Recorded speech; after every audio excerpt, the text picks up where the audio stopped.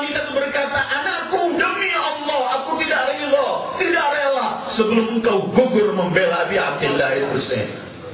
Seorang ibu biasanya dia sayang dengan anaknya, tapi hari ini berbeda. Dia menuduh orang yang cepat-cepat mati, kamu nak membela Husain. Bahkan dalam satu riwayat, setelah anak itu maju, gak lama terbunuh, kepalanya dilemparkan kepada ibunya. Sang ibu membawa besi, dia pergi sambil mengucapkan bersyair, memang aku seorang wanita yang lemah, tapi aku mampu membunuh kalian karena aku ingin membela putra Fatimah. Semua yang ada berubah. Aliyul Akbar, Allahu Akbar, yang wajahnya wajah Rasulullah. Beliau menyambut kematian ketika beliau bertanya kepada ayahnya, bukankah kami dalam kebenaran wahai ayah? Tidak pernah aku makan mundur menghadapi kematian. Bahkan para sahabat Imam Husain saat itu melarang, mohon dengan sangat kepada Abi Abdillah, jangan kalian keluarga Muhammad keluar terlebih dahulu, biar kami dulu menghadapi mereka. Karena Rasulullah dalam semua peperangan selalu mendahulukan Ahlul Bait sebelum para sahabatnya. Coba kita renung kembali Badr, ketika mereka ingin tampil duel yang dipanggil Ali, Hamzah dan anak keponakannya. Selalu mereka tahu, sahabat-sahabat setia Imam Husain saya itu tahu. Karena itu mereka datang kepada Imam Husain, kami mohon dan mohon, biar kami lebih dahulu membela engkau, jangan keluarga kalian ya Abu Abdillah. Burail atau Barir malam itu bergurau. Malam Asyura bergurau. Di hadapannya ribuan orang yang akan membantai. Sehingga kata kawannya, ini bukan waktu bergurau. Ini adalah lihat, mereka siap akan membantai kami. Kata Burail atau Barir, gak bagaimana? Menurut aku, malam yang paling bahagia dalam sepanjang hidupku adalah malam ini. Karena antara aku sekarang menuju ke surga, cuman malam ini selesai. Besok terbit matahari dan kami akan menghadapi mereka. Dan pintu surga terbuka untuk kita. Zuhair ibn al-Qain waktu tampil sambil tertawa. Salamullah. Apa yang terjadi? Apa rahasianya sehingga mereka melakukan semua ini? Abdullah bin Sa'id al-Hanafi disebutkan ketika masuk dalam waktu peperangan Imam Husain, waktu masuk waktu sholat Imam Husain sholat. Dan ini ayyuhal ikhwah yang perlu kita renungkan. Kadang-kadang kita, dan nastaghfirullahaladzim, kadang-kadang kita juga sering melalaikan, menunda-nunda sholat. Imam Husain di tengah-tengah perang pun sholat. Kalau kita ingat ini, kemudian ingat wasiat Imam Ja'far di akhir hayatnya, tidak akan memperoleh syafaat kami orang yang meremehkan sholat. Kita takut dengan semua ini. Mudah-mudahan majlis-majlis semacam ini menggugah kita untuk mampu kita menjaga waktu sholat. Memang kita adalah masih punya syaitan dan hawa nafsu, kadang-kadang kalah. Tapi mudah-mudahan yang berlalu kita mohon ampun pada Allah. Ke depan mudah-mudahan berkat majlis Imam Husain semacam ini, kita mendapat taufik untuk mampu menjaga sholat pada waktunya. Waktu-waktu sholat tengah-tengah peperangan, Abdullah bin Sa'id al-Hanafi, beliau berdiri di depan Imam Husain. Jadi Imam Husain sholat, beliau depannya sebagai tameng. Kalau ada anak panah, kalau ada tombak, semua dikenakan dadanya supaya nggak kena Abi Abdillah al-Husain. Penuh anak panah di dadanya. Dia punggungnya diberikan juga sampai seperti landak, dia anak panah semua badan dia, supaya Imam Husain nggak tersentuh. Setelah ketika Imam Husain salam, dia nggak kuat lagi, begitu darah begitu banyak, dia terjatuh, nggak mampu lagi menahan kakinya berdiri. Ketika jatuh, beliau hanya berkata, awafaitu ibna Rasulullah, sudahkah aku setia wahai putra Rasulullah? Ya Allah, kalau kita mendengar ini, kita melihat diri kita adalah orang yang paling keji dan jelek terhadap Ahlul Bait.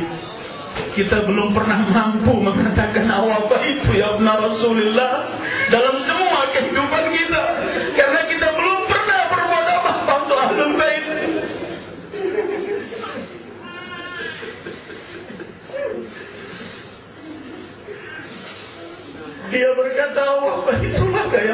Rasulullah, sudahkah aku melakukan yang terbaik?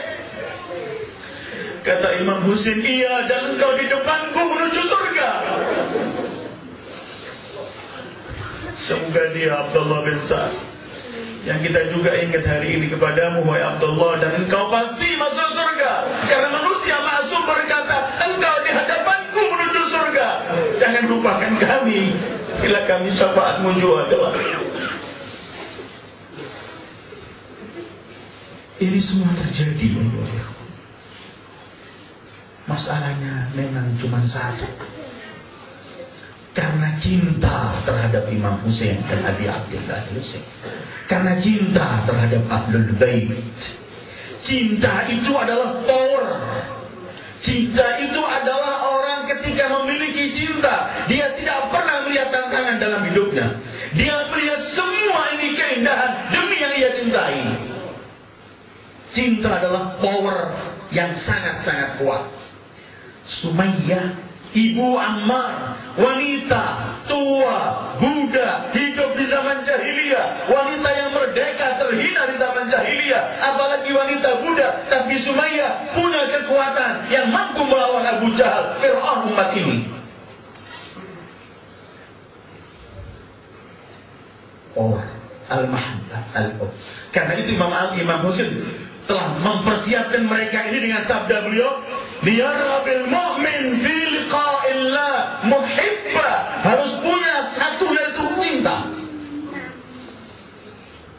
Orang kalau sudah punya cinta, dia ingin melakukan semua demi kekasihnya yang ia cintai.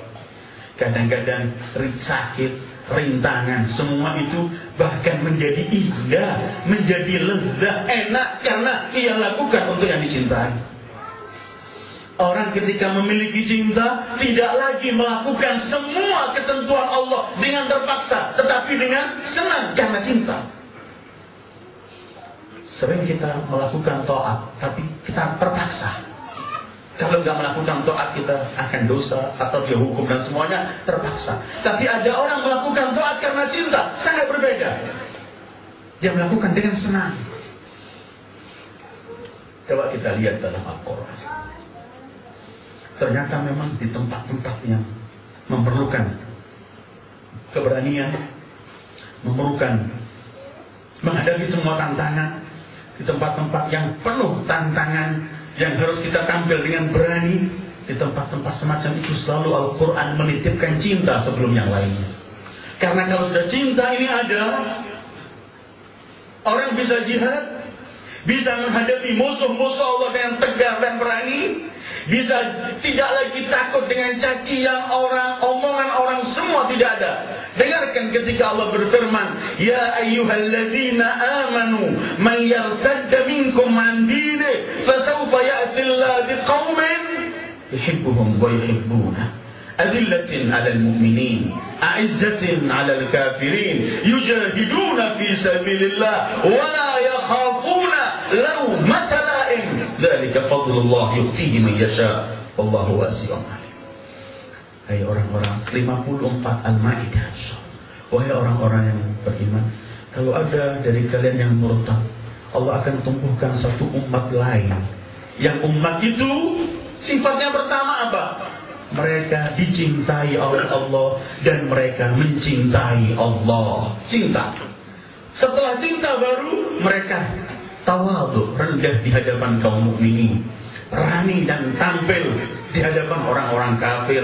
Mereka jihad di jalan Allah. Mereka tidak lagi takut cacian orang mencaci, tidak takut jihad, dan jihad itu berat. Semua ini akan menjadi ringan karena mereka punya modal pertama. Nama modalnya adalah cinta. Kalau tanpa ada cinta, mereka yang melakukan semua perilaku indah, pengorbanan demi pengorbanan di hadapan Abi Abdillah di padang Karbala, karena mereka punya cinta. Cinta kepada Imam Husain. Karena itu, mungkin kita masih mengingat sejarah kembali. Ayah Imam Husain, Al-Imam Ali bin Abi Thalib alaihi salatu wassalam. Kita membaca sejarah ketika Rasul mengepung Khaybar, perang dengan Yahudi. Di hari pertama diberikan bendera yang untuk mendobrak pintu Khaybar, gagal. Hari kedua, hari berikutnya gagal terus. Akhirnya di malam hari Rasulullah bersabda, besok akan kuberikan royah bendera ini kepada seseorang. Ini memerlukan orang yang sangat kuat karena akan mendobrak Khaybar. Besok akan kuberikan kepada seseorang dan di tangan orang itu akan terbuka pintu Khaybar. Akan kuberikan besok kepada seseorang. Siapa orang itu? La'utiyanna ar-rayata ghadan rajulan yuhibbullah wa rasulah wa yuhibbullah wa rasuluh.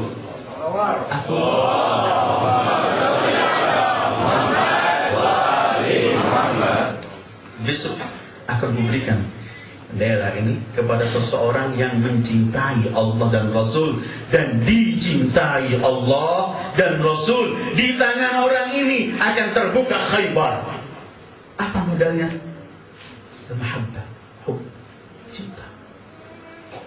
Karena itu keesokan harinya setelah sholat subuh, semua orang mengangkat kepalanya, ingin supaya dilihat Rasulullah akan mendapat titel Habibullah, tidak sembarang.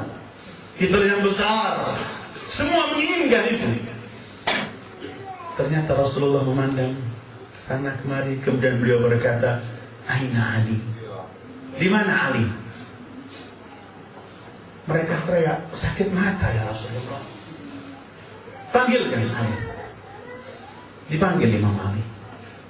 Disuruh duduk sampai dekat beliau persis. Dibuka matanya, diludahi oleh Rasulullah dan dihapus. Spontan sembuh.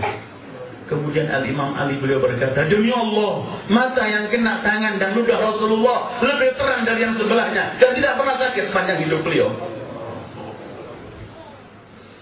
Tetapi yang penting adalah akan diberikan pada siapa? Orang yang mencintai Allah dan Rasulnya dan dicintai Allah dan Rasul. Ini power. Dan akhirnya Imam Ali mendobrak pintu Khaybar. Katanya setelah dilemparkan itu pintu, ada riwayat mengatakan 10 orang gak mampu mengangkat, ada yang mengatakan 40 orang gak mampu mengangkat. Tapi oleh beliau dipegang, dibuat tameng. Ketika beliau ditanya, bagaimana engkau memiliki kemampuan ini? Beliau berkata, demi Allah, bukan hanya dengan kekuatan jasmani aku mengangkat, tapi dengan kekuatan Allah. Dari mana kekuatan itu datang? Dari yuhibbullah wa rasuluh wa yuhibbuhullah wa rasuluh. Yuhibbullah wa rasuluh wa yuhibbuhullah wa rasuluh. Karena itu Imam Husain mengatakan, aku minta orang yang akan berangkat denganku menghadapi mereka itu harus muhibbah dengan semangat. Kadang-kadang kita nggak melihat bahwa cinta itu power yang besar. Kadang-kadang kita ini melihat lelaki itu mungkin fisiknya lebih kuat daripada wanita. Tetapi ada hal yang dilakukan wanita, orang laki nggak mampu melakukan.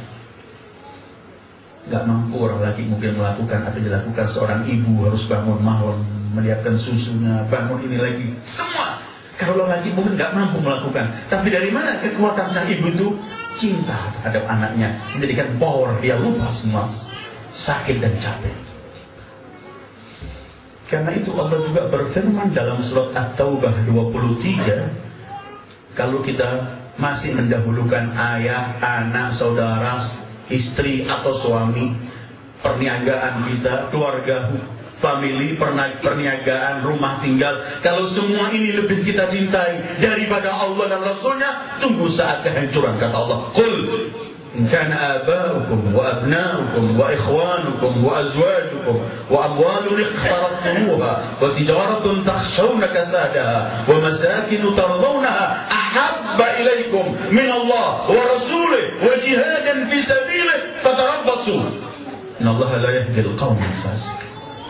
Kalau ayah-ayah kalian, anak-anak kalian, saudara-saudara kalian, istri atau suami kalian, family kalian, harta-harta kalian, perdagangan dan perniagaan yang kalian takutkan bangkrutnya, rumah tinggal kalian, kalau semua ini lebih kalian cintai daripada Allah dan Rasulnya, tunggu saat kehancurannya. Dan Allah tidak pernah memberikan petunjuk pada mereka orang-orang yang fasik.